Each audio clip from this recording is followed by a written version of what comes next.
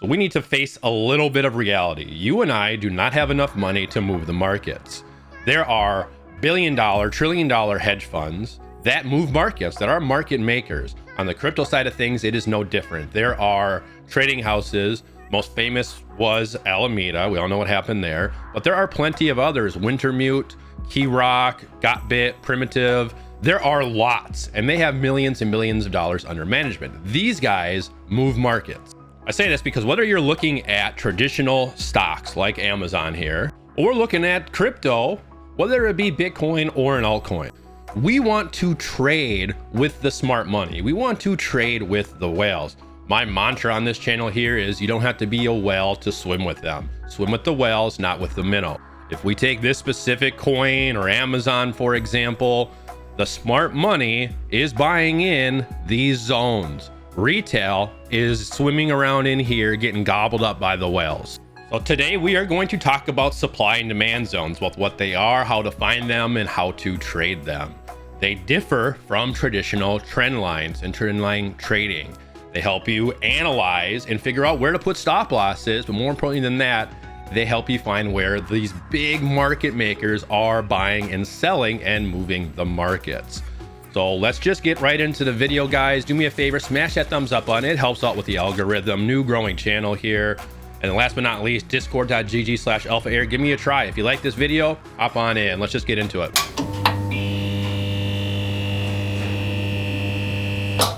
Supply and demand is super easy to understand. Supply is where there is supply to sell. So this is your sell area, your sell zone. Demand is where there is demand or buy orders, where the market makers find value in purchasing. Supply and demand is one of the oldest economic theories out there. We've all heard it. We all got taught it early on in school, and it applies to commodities, crypto, stocks, just like it does to running a retail store or launching a product. Supply and demand zones are easy to identify. They can help provide clear entry and exit points. They can be used in a variety of trading strategies. They can be used in combination with other technical indicators, some cons, so they can be subjective. Identifying these zones is somewhat subjective. Smart money trading or price action trading is very subjective. Don't worry if you don't get it right away. So I always say you play with money that you're willing to lose till you can learn this stuff. It may not always hold.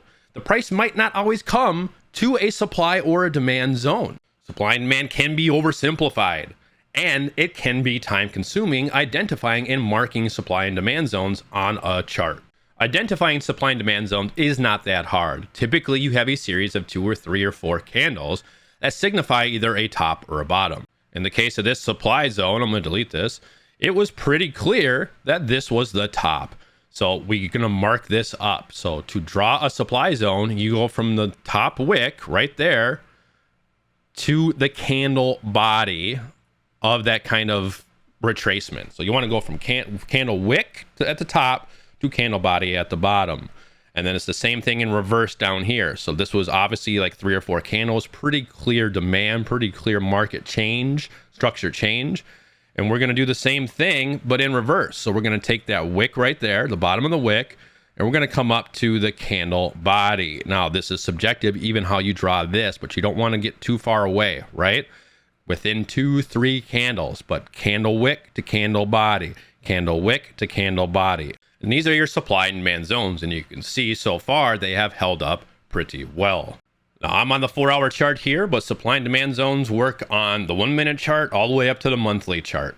And it does not matter. However, you need to be aware of where you are in that range, because while we've been making higher highs here, if we go back, we can see right here a potential new supply zone. So I'm just going to quickly draw this for you guys. So let's get my rectangle tool here, and I'm going to drag this all the way across. So there is a potential for another supply zone up top here that you need to be aware of. If you are trading a 5-minute chart, what you want to do is make sure you know where you are on the larger time frames. For example, in a 5-minute chart, we can find some solid supply and demand zones and scalp this all day long.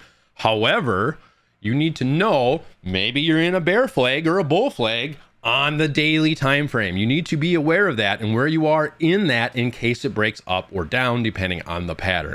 But here, this sounds an awful lot like trend lines. Well, it's similar but very, very different. Here is why. Number one, if we draw a trend line, let's say there, right at the top, and we draw a trend line here, you're not going to always reach the trend line. We didn't here. However, more often than not, you are going to hit that demand or that supply zone. I use trend lines for larger levels, for larger psychological levels, liquidity levels, previous support and resistance, where liquidations happen. When I map out my book map on the chart, I'm using trend lines. And I use trend lines also for the trends we're in. If we're in a descending wedge, a descending triangle, an ascending triangle, or a bull or bear flag, then I use trend lines. But for actual entries and finding where the institutions are buying and selling, I'm using supply and demand zones. On top of that, because we go from wick to candle body and it gives us a range, we now know where to enter our stop losses when we're entering into a trade. So far, both of these zones are confirmed, right? Multiple confirmations into this zone, multiple confirmations into this zone, and we're confirming it again twice right here. So if you want to enter into a long position anywhere in this zone, you can, and you know where to set your stop loss. You set your stop loss below the demand box if you're entering into a long. And it's the same thing with the supply zone. If we come back up to the supply, we might not hit the top of this trend, right? We might not hit the top of this box. So you can take a short here, and you know where you need to put your stop loss right above this box. So let's say you waited for your confirmation. You got your demand zone confirmation here, your supply zone confirmation here. You want to enter into a long position in this demand zone right here. So what you want to do is wherever you enter, again, it doesn't matter. Let's say we enter into a long position here, you set your stop loss here. And then as the price starts moving up, you move your stop loss up. This is how I take profits, and this is also how I trail the price or a trailing stop loss. So as the price starts going up, right, I'm just slowly following the price. That way, when we do get that turn around, maybe it doesn't go back up to the supply zone right away, I'm in the green. That's a trade that I just won right there. Now I get stomped out. I'm not taking another position until we get to that supply or demand zone. It is that simple. Dumb money enters into trades in this zone. The guppies are all swimming around in this zone, being gobbled up by the market makers, the algorithms, the institutions in this range. You take what they are giving you. We're literally eating their scraps. That's what you do. So you get stomped out here in the profit. You just won a trade. You wait till it comes back down to the supply or demand level. So here it came back down to the demand level again. We're going to take a long position. You're going to set your stop losses below the box here and wait and watch and see what happens. But here, what if it never comes back to a supply or demand zone? Oh, well, look at a different coin. There's 40, 50, 60, 70, 100,000 different cryptos right now you can trade. There's a shitload of stocks you can trade in commodities, Forex. Trade something else. Don't get zoned in on one coin. If you can't see something on one coin, or it misses, or doesn't come back to a supply or demand zone, look at a different coin. The more and more you do this, and the more proficient and better you become, the more you realize that trading is 90% of you just waiting for the price to hit your buy or sell zones. Again, smart money is trading up here, down here. Everybody else is getting gobbled and eaten up alive in the middle. You need to chart many coins, many stocks, whatever you trade, and set alerts on them. Now, I cannot find a way to set alert on this rectangle box, but you can do Alt-H for horizontal line at the top, Alt-H there, and then you can just right-click this and add alert.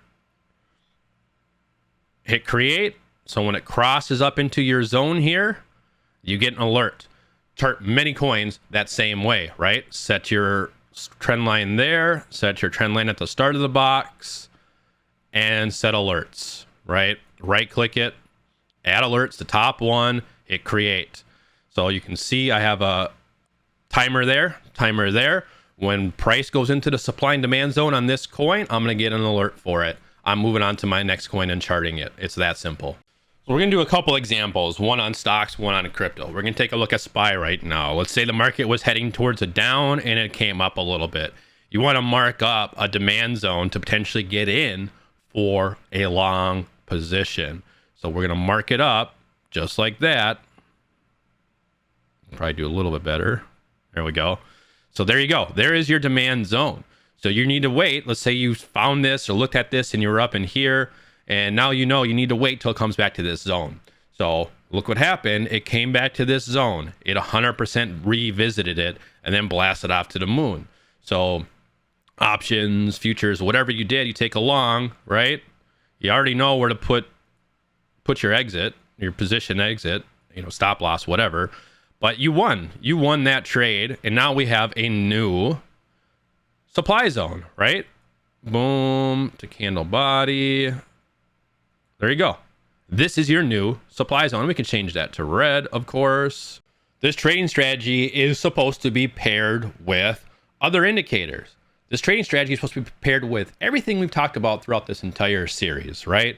Series playlist down below. Started video number 1, by the way. I never said that, but you use all your other indicators in your normal trading strategy. This is just another way of identifying support and resistance and knowing where to put your stop losses. No one indicator is to be taken as 100% absolute, right? You're going to lose some trades, but you do all this stuff over a long enough time period and you will be profitable. Now we saw this change of structure, right? And what happens? Where do you enter into a trade off the first change of structure? The first full candle close below. So we would have taken our entry on that tiny little candle right there. That is our entry.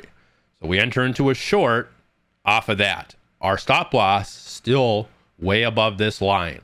And we are still trailing the price. That's what I do. This is what I do. You do what you want to do. But this is what I do. And that way, if it gets hit, right, the price starts coming up and gets hit, I'm in the green. Not that much, but then I'm waiting for it to re-enter this zone. And then I'm entering into a short again, and I'm putting my stop loss here. There are situations where we may never enter it back into a demand or a supply zone. Well, not ever, right? But in your trading day, week, whatever, you might not come back down here. We might enter into a short off that little candle, take our stop loss, trail it down, get stomped out here, and then maybe the price blasts through. Maybe there's some news breaking or something like that, and it blasts through. Well, you already won a couple trades. You won this one. You won this one. You won. Wait for new market structure, wait for new supply and demand zones, go trade another coin, go trade another stock. So you can see on my past charting of HBAR here, you can use these supply and demand zones in conjunction with other trading strategies like these trend lines here for your entries. For example, we have a demand zone here that coincided with the trend line. That's just stronger confluence. When you take an entry here, right? Remember, we go from wicks to candle bodies within its range, within the 3 or 4 candles of the range.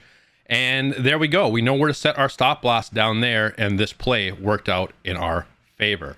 Same thing up top here, right? So we have our supply zone, our demand zone. We know where to put our stop losses when we take a short. And that worked out in our favor. Same thing here. And you can just rinse and repeat this stuff all day long. For Bitcoin, for this most recent kind of sporadic run up and then instant retrace that we had, kind of similar to this, you can see where the liquidity pushes up were being rejected, right? We can also see RSI started to cool off a little bit. We got a red dot print up here. So you're thinking to yourself, you know what, this is probably the top. And we can look at things like past levels that we were at. We kind of coincided with this up here, with this up here. It seemed like it was coming down. So draw your supply zone, go from the wicks to the candle bodies. You know where to set your stop loss, right? This orangish line right up here. You know where to set your stop loss above this line, and you're entering into a short. I'm telling you right now, this is where smart money gets into plays. This is where smart money gets into plays. However, smart money is probably still in their shorts from this range up here right now, because we haven't made a definitive move off of this line right now. What we're looking for are these pinches. We're looking to identify these pinches, which we haven't really seen here quite yet, but here was a pinch, Here was a pinch, right?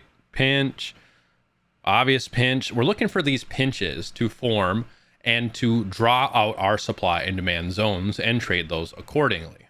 You got to remember, no amount of day traders, no amount of retail day traders can make the price move like this. Can't make this candle, can't make this candle. These are institutions, these are those trading houses with billions of dollars of assets getting in. Follow the whales, follow the smart money, and make your plays accordingly. So these last few videos have been about smart money trading and trading price action. Following the institutions, following the whales, following all these trading houses with billions of dollars of assets. Like I said before, I promise you, retail cannot do this. Me and you cannot make the price move like this. The only people that can make the price move like that are people trading millions and millions of dollars worth of assets. Utilizing these supply and demand zones can help you find entries. They can help you find the tops. They can show you where to set your stop losses. Trading with these banks and institutions are detrimental. It's the only way to be successful. Dumb money trades between these zones. Smart money trades inside of these zones with the banks and institutions. So you're getting a crash course in supply and demand zones today. We talked about what they are, how to identify them, different time frames, difference between trend lines and supply and demand zones, stop losses and profit taking with trailing stop losses. We talked about how you need to not have tunnel vision on certain time frames. The strategy and all these strategies work on any time frame, but you need to know where you're at on all the time frames. We showed you a couple examples here. It's up to you now to backtest some of this stuff. Use this replay, right? Back it out. Identify supply and demand zones, trend lines, use other indicators. You got to practice this stuff, and this replay tool is perfect for that. This is tough to get. It's tough to think like the banks. It's tough to think and do what these banks are. They have way more data, they're way more smarter, and they have way more money than you. But you need to train yourself, listen to the candles, find those fair value gaps, trade like the whales, watch those CVDs like we've talked about in previous videos in this series. Find these supply and demand zones and trade with the banks. Don't trade against them. They're going to win.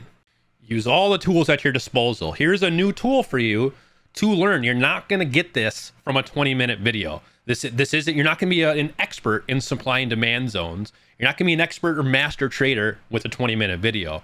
It's up to you now to look into this further, read as much as you can on this, watch other videos, learn from other people, and create your own trading strategy based around everything we talked about. I think we're on video number 14 or 15 now. So go back, start at number 1. This is the first time you've seen my face, and learn, soak up as much information as you can. And I'm telling you, I'm going to say this till I'm blue in the face, this replay, right? You can go back, pick a random spot, wherever on the chart, and start TAing from here. Find your support and resistance levels, find your demand zones, and trade it, and keep trading it, and keep trading it. When you trade real money, real futures, do it with a small amount, going in knowing you're going to lose, and this is an investment in yourself to learn and to get that emotional attachment, because trading fake money, it's not good enough. You need that emotional attachment to it.